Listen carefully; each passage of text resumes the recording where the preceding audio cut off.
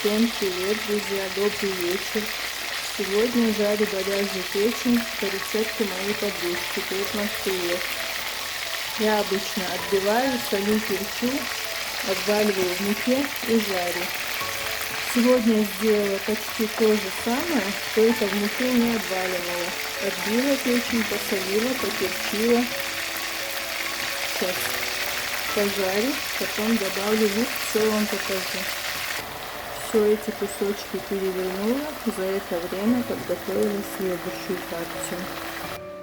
Прям как отбивное мясо готовлю печень. Она бывает такая мягкая и нежная, вкуснятина.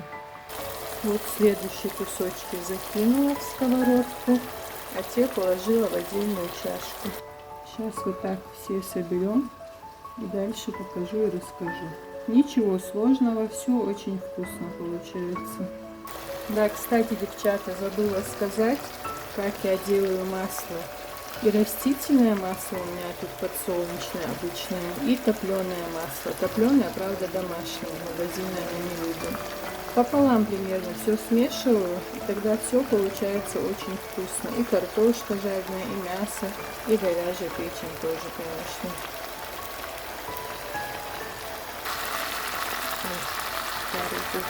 Переворачиваю я через несколько минут, прям не по времени засекаю, просто до золотистой корочки. Вот так вот. Это уже последняя партия жарится. Печени было где-то больше, чем килограмм, ну приблизительно, может, кило 200, не знаю. Сейчас дожарю, это лук я уже почистила, нарезала на средние кусочки. Скоро все будет готово. Девочки, добавила еще топленого масла чуть-чуть. И минут 5-6 обжаривала лук. Печку, конечно, испачкала.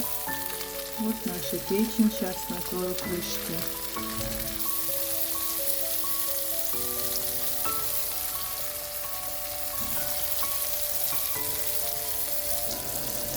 Почти все готово.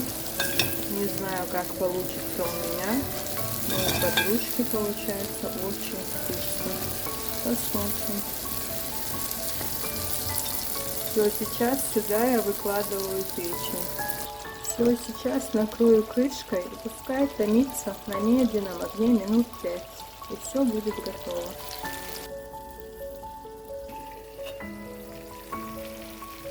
Все, наша печень готова. Мягкая, вкусная, нежная говяжья печень. Всем приятного аппетита. Пока-пока.